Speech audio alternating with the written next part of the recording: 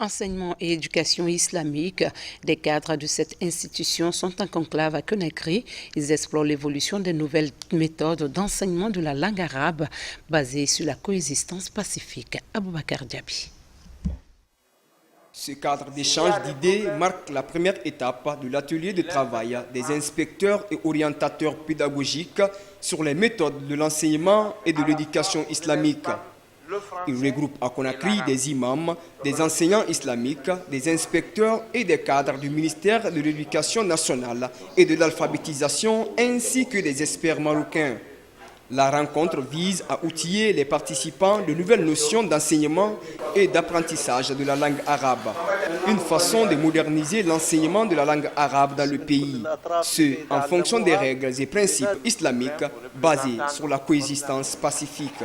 C'est un atelier qui a été réservé pour le renouveau de l'éducation, l'enseignement, d'essayer de leur parler, évidemment, de les former dans l'élaboration des bouquins scolaires et aussi l'utilisation des moyens scolaires.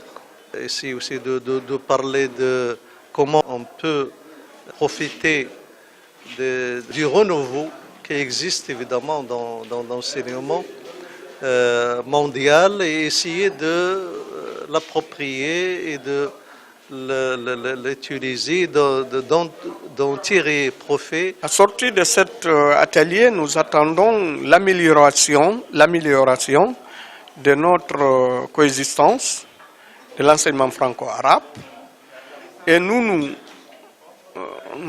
connaissons l'enseignement franco-arabe, formation islamique, nous appelons, selon le monde que nous vivons aujourd'hui, ça demande que nous procédons à véhiculer le message de la paix.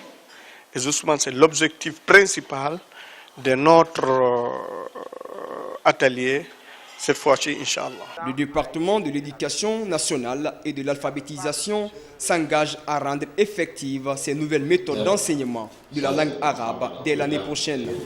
Dorénavant, il compte faire de l'apprentissage de la langue un outil de promotion de la paix. Nous avons des perspectives parce que désormais, le renforcement de capacités ne doit pas s'arrêter au niveau de l'enseignement général seulement.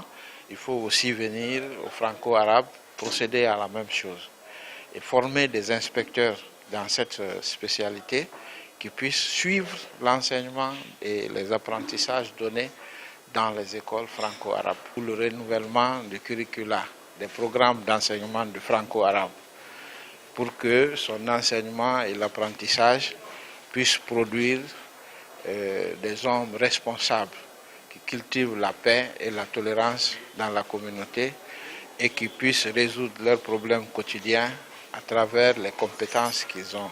Ces assises vont durer 4 jours.